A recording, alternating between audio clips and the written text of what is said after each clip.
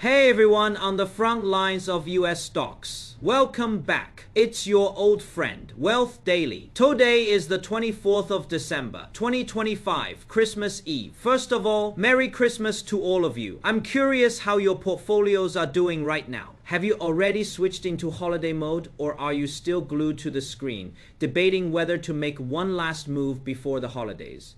Honestly, the market mood over the past couple of days has been extremely subtle. On the surface, GDP data looks strong. At the same time, that so-called Santa Claus rally everyone talks about hasn't fully shown up yet. But in my view, beneath the calm surface, things are already churning hard, especially our old heavyweight, NVDA, Nevada IDEA. It looks like it's quietly getting into launch position. If you're thinking about exiting just because of a little short-term noise, then today's episode is something you really need to listen to from start to finish. Because in the next stretch, I'm not only going to break down what's really happening behind NVIDIA's setup, but I'll also explain why the current cloud of doubt around Netflix is actually a rare buying opportunity.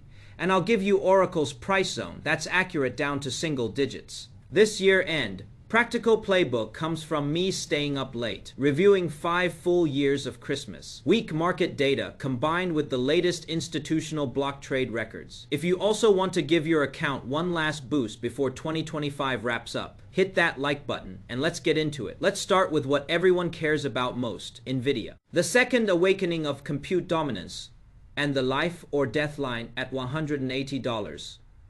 A lot of people keep asking me, has NVIDIA stopped falling but can't really rise either? Is the AI story breaking down? It's been stuck between $170 and $190 for so long that people are losing patience. You hear comments like, is the AI bubble popping?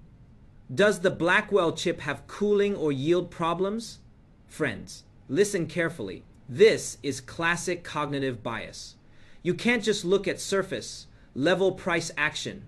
Go back to first principles. Is AI infrastructure spending still flowing in? Look at the latest earnings from Microsoft, Google, and Meta. Not only are they not cutting capex for next year, they're revising it upward. What does that mean? As long as Silicon Valley giants are still in an arms race, Nevada IDEA's order book is basically filled well into 2026. What we're seeing right now is a massive deliberate position exchange by big money. Have you noticed this? Every time NVDA dips into the $170, FAON 72 range, huge mystery buy orders instantly push it back up, leaving no real red candles behind. That's institutional accumulation. And here's a major bomb almost no one is talking about. Sovereign AI in 2025. It's not just internet giants buying chips. Saudi Arabia, the UAE, and even some European countries are pouring national resources into building their own large models. For them, Nevada IDEA chips aren't consumer products. They're digital oil. That kind of state-level demand is far more stable than any single tech company. According to the latest chatter, the US Department of Commerce may allow NVIDIA to export H200 chips to certain approved Chinese customers. Yes, the H200 is 2 generations behind Blackwell, but we're talking about hundreds of thousands of units. And here's a key detail. While some NVIDIA executives have been selling shares recently, those are pre-arranged trading plans. Meanwhile, what are institutions doing? UBS and Blackstone were aggressively adding positions in late Q3 and early Q4. From a technical perspective, Nevada DA has built an extremely solid base around $170. Every pullback into that area gets bought instantly, almost like clockwork. Prices hovering above $180. Right now is classic pre-launch consolidation. Why? Because it's digesting old resistance while waiting for a starting gun. My view is that the trigger will be a resonance event, most likely ahead of CES 2026. Jensen Huang will probably unveil a more affordable AI inference GPU, finally opening the consumer market. If you give up your shares now just because of this sideways action, you may miss NVIDIA's transformation from a shovel seller into the gatekeeper of the digital world. Here's the practical game plan. Below $175, the buy logic doesn't change. A high volume breakout above $192 is your ad add-on signal. Don't try to call the top tops exist to be broken in the AI era. If your position is still light, the $170 Feone 75 zone is your defensive line. Once $185 Feone 92 is cleared, upside can quickly open to $200 or even $220. So the strategy right now is not panic, it's holding strength and accumulating on pullbacks. This is critical. Drop an MVDA to the moon in the comments and let's witness it together. Next, we have to talk about something that comes up every single year, and every year people still miss it: the Santa Claus rally. This isn't superstition, it's data dominance. A lot of people think the Santa rally is just market folklore, but we deal in statistics. Historically, the last 5 trading days of the year plus the first 2 of the new year see the S&P 500 rise more than 75% of the time. This year has a few special factors. First, 2025 is a true breakout year for AI applications, and capital is searching for certainty at year-end. Second, the Nasdaq has been volatile, and many fund managers need to buy stable, high-visibility tech leaders to polish their year-end rankings. Why does the market tend to rise in these final days? 3 core reasons. 1. Tax loss selling ends. Funds dump losing positions in mid-December for tax reasons. Once that selling pressure disappears, even modest buying can lift the market. 2. Year-end bonuses. Wall Street bonuses and personal year-end payouts often flow into the market via automated investment plans. 3. Thin liquidity. This is a double-edged sword. Bears go on vacation too. With light volume, it takes very little from a few big funds to push prices higher. What's unique about 2025 is the adjustment in rate cut expectations. The Fed's December meeting was deliberately vague, neither aggressively dovish nor hawkish. That ambiguity actually favors bulls. As long as inflation doesn't spike unexpectedly, the market will assume the Goldilocks scenario is still alive. So if you're completely in cash right now, you're effectively betting against 30 years of probability. Remember this framework: as long as the S&P holds above 6,800 and the Nasdaq above 23,000, the bullish structure remains intact. I'm watching S&P 6,850 closely. If that level holds, the odds of a strong January opening jump above 80%. In that case, the best move is often to do less. Let your winners run.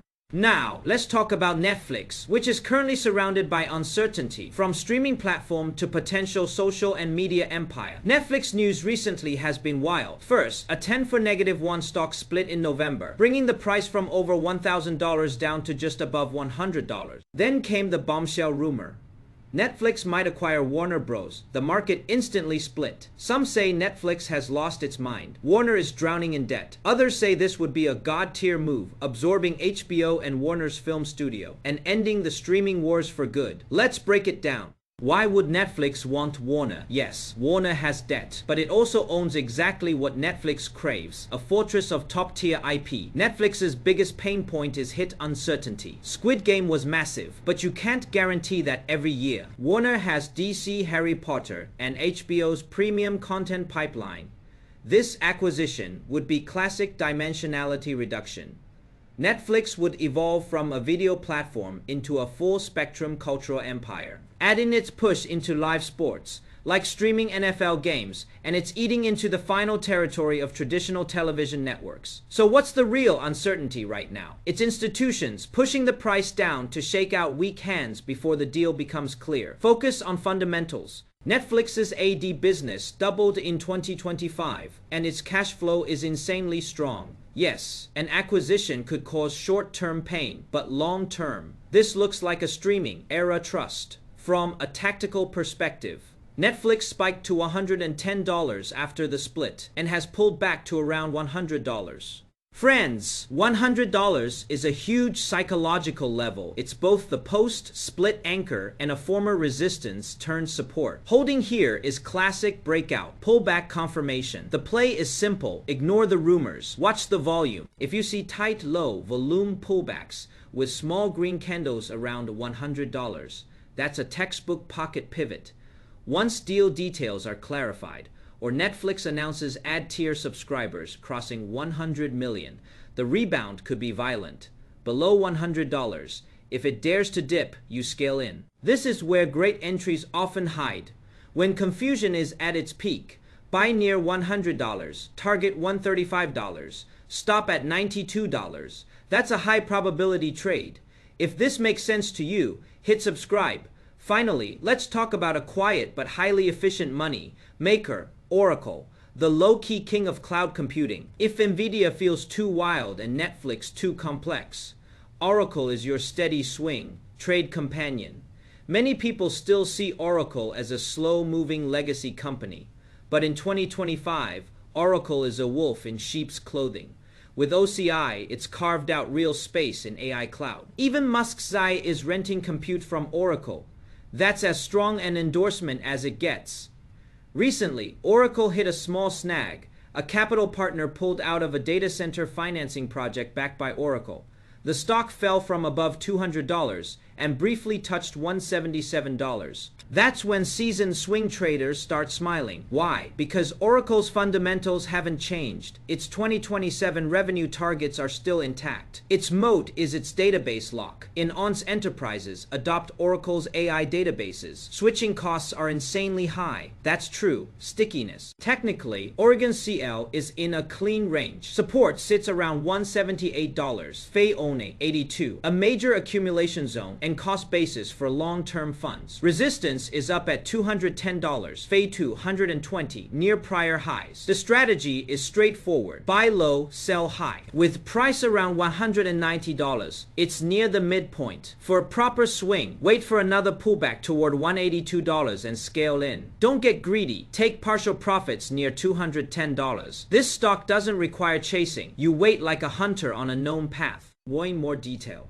Larry Ellison may be old, but his sense for trends is razor sharp. He's been pushing automated databases hard to prepare for the AI-generated data explosion. Long-term, Oracle even has a shot at $300. But for now, we'll take the $30 Fei 40 swing. Remember these numbers. Buy around $185, take profit near $215. After covering these names, I want to share something more personal. The real theme of the 2025 year end battle comes down to two words: patience and rhythm. After years of doing financial content on YouTube, I've seen too many investors lose money in bull markets and cut at the bottom in choppy ones. Why? Because most people can't tell noise from trend. Nvidia's sideways action is noise. The AI compute gap is the trend. Netflix's acquisition rumors are noise. The shift from content competition to business model competition is the trend. Small center rally fluctuations are noise. Year-end capital reallocation is the trend. The market isn't short on money, it's short on clarity. I always tell friends, trading isn't gambling, it's the monetization of deep industry understanding. My practical advice is simple. Build your own confirmation checklist. Before buying any stock, ask 3 questions. Where is the key support level? If it breaks my expectations, what's my exit plan? Answer those, and you stop being dragged by emotions. You become a real trader. That's it for today. I know this was information heavy. I gave you concrete price levels and the logic behind them. Now I want to hear from you. Do you think NVDA can break $200 before the end of 2025? Or which stock are you holding that's causing you the most stress right now? Tell me in the comments. I'll pick a few and answer them in the next episode. If this video earned a like, don't hold back. Your likes and subscriptions are what keep me going. Over the next few days, I'll stay glued to the market, especially those trading days after Christmas, which often bring strange and powerful moves. If you don't want to be caught off guard when the big move hits, follow the channel and turn on notifications. In the next video, I'll reveal 3 under the radar AI application stocks that could potentially double in 2026. Their market caps are still small, their moats are deep, and the sector is quietly coming back while most people aren't paying attention. Don't miss it. Thanks for being here. I wish you explosive momentum like Nvidia, steady strength like Oracle, and constant surprises like Netflix. Merry Christmas once again, and may your account stay green. See you next time. Bye.